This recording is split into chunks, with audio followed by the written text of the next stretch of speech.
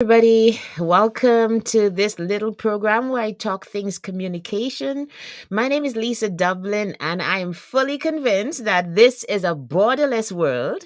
And if you know how to communicate and if you know how to leverage that gift and that skill of communicating, the world is literally at your feet, at your fingertips as well. Because you know what? It's 5 o'clock in Edmonton, Alberta, where I am. It's 7 o'clock in New York and the Eastern Caribbean. And it's 12 o'clock somewhere else. It's 1 o'clock somewhere else. It is 9 o'clock down under in Melbourne, Australia. And you can have people at any time because of the internet and because of these mediums. You can have people listening from wherever at the time that is convenient to them. And so you see how important communication is in literally bringing our world together. I fully supported that it is a borderless world. But on to our topic today. At the bottom of my screen here, you can see that little information about the Speak with Confidence program. So I teach public speaking to professionals and entrepreneurs. And my fourth cohort, I started last year during the pandemic. I had three cohorts last year. And we're just starting up for this year. And my fourth cohort will run from June 2nd to July 7th. What do I do in that program? I teach you to speak, to lead, to live with confidence, because how you do one thing is how you do everything. And what happens is people come into the program. Let me just show you a little bit of what it looks like. People come into the program and learn those skills and are able to apply them in other areas of their professional and personal lives. So I hope we just have a couple more spots that we'll talk more about that. Today, however, I want to talk about giving your audience pie. I teach this course according to six pillars. We look at your attitude, we look at audience, which is the pillar that we're in this week, talking about issues to do with your audience. We look at content, delivery, we look at personality slash style, and lastly, we look at the medium because our world has changed. It is borderless primarily because we have so many ways of communicating, particularly since the pandemic. And so I do look at areas where we can leverage the virtual environment and the other modes of communication for your advantage as a speaker. On to our topic for today. What is pie? I spoke about it yesterday when I spoke about doing audience analysis as one of the basic things that you do even before you craft your speech. You need to ask a couple questions like how many people are expected? Who are they? Why are they coming? Those kinds of questions really do help you to know how to customize your message, how to craft even participation and increase people's engagement in what you say because you know who might be attending. Today, I want to deepen that a little bit and look at your audience expecting three things. Pie. So I have a couple acronyms that I teach in the program that kind of help you to be in the right frame of mind for you to speak in whatever setting. Your audience, ladies and gentlemen, whoever's listening here today, your audience expects participation. Your audience expects identification from you. And lastly, one of my favorite ones, your audience expects enticement. They want to be given a gift of your speech. Let's talk about those three things. I'm not going to be on very long today.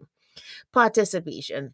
Particularly if you are speaking to adults, and it's a tenet of adult education that you need to be able to make space in whatever you do, incorporate the experiences of the people that you're presenting or speaking to, because it then makes them, just have a stake in what you say.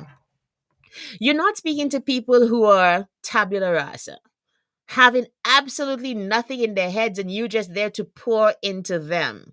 If you go with that kind of attitude, people will be like, well, what about me? Like, I need to say something too. I know you're the expert, but my experiences count. You never want to discount your audience. Instead, you want to be able to include them. So, what it means is in any presentation, you need to be able to provide opportunities for your audience members to participate. It could be things as simple as a Kahoot. So these are like these online games that you can have everybody participate in.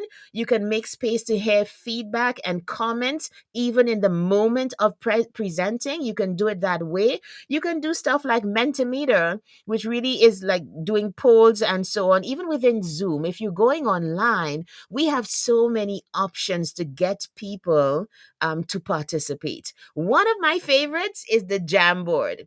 You go check it out if you haven't already. The Jamboard within the Google suite of products is like a digital whiteboard. So even while you're presenting, you send people the link or you do it before, everybody logs on, and in real time, people are putting their comments on different whiteboards or whatever color you want it to be within the presentation, and they're doing it just from their computer screen. It really is one of my favorites because people get to, you can import pictures, you put in, like, you just take a digital sticky, and you put it on the screen. So you have to actually make room for participation for your audience because they expect it. You need an engaged audience. You're not just pouring into people, you're having conversation. Even if you are in a situation where you are providing information, inspiring people, entertaining, that kind of thing, you still want to get participation because the audience expects it. The next letter is I, and I stands for identification. Nobody likes a speaker or a presenter who creates distance by making it seem that I am so different from you. I know it all and you don't know anything. I am in my world and you are in yours. Nobody wants that, you guys. It is very important that you find some way to create a bridge between you and your audience. Could it be that perhaps in my case, I'm an immigrant and I live here in Canada? So I would always have the transferable skill of moving places. And even if somebody's not an immigrant, they might be able to, just talk about and be able to identify with moving from one place to another, even within the same country. So, as much as possible, when you are the presenter or the speaker, you have to look for ways to create identification. How can you show your audience that you're coming from a place where you understand what they might be going through, why they came, and you can speak to that? If you don't, and if you are so alien and foreign to your audience, they will be like, you're not answering the question, WeFM. And if you hear, you might have heard me talk about that quite a lot. WeFM basically is, what's in it for me? If I have no interest and you're not doing anything for me in a presentation, I'm not going to stay. And people have so many options to be divided in their attention, to switch off, to blow you off. Basically, people can be sitting right there in your Zoom or right there even in an in-person presentation, and they are not there mentally. You don't want that. And one way to prevent that is to make sure you can make them identify with you and you can identify with them. The last one, honestly, is one that I absolutely love: enticement. So you have to give your audience, as I said today, PI: participation, identification, and this last one is enticement. I am a health and life coach. So I help people to get unstuck. That's my signature program.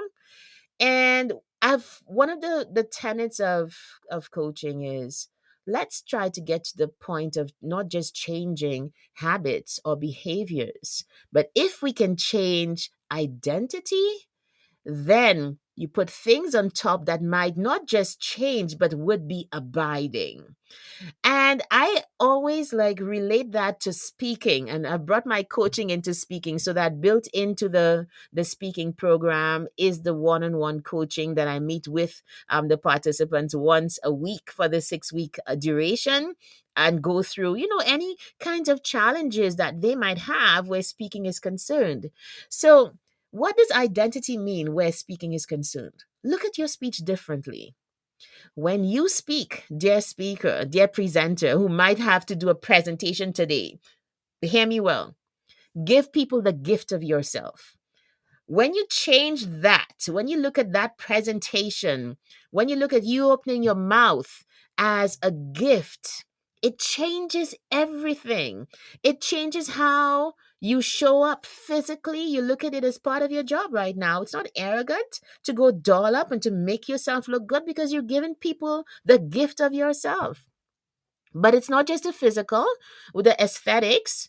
You would then, even deeper, would have done stuff like do the proper research and do it with relish. So when you present, people can be like, huh, that person really took their time. That person is really gifting me with the presentation.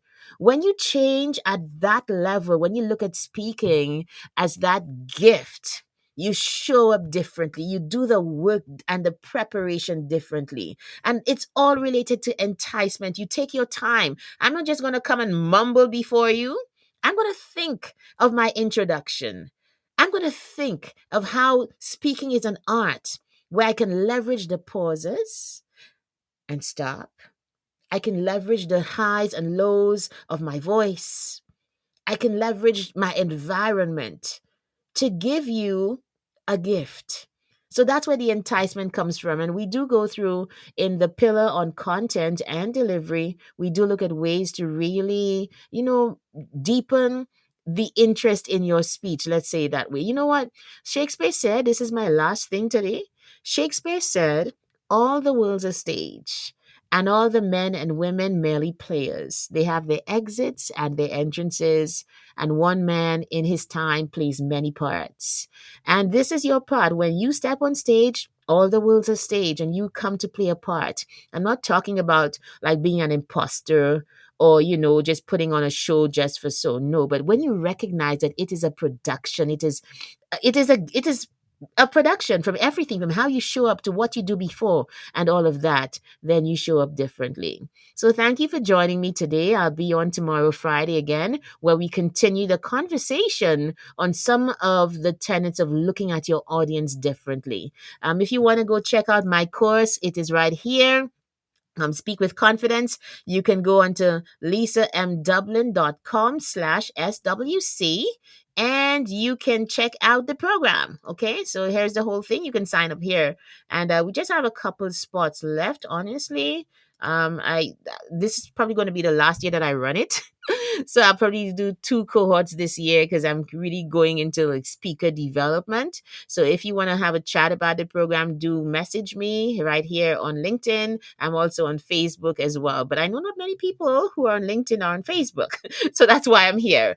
Okay, everybody, don't forget to give your audience PI today: participation, identification, and enticement.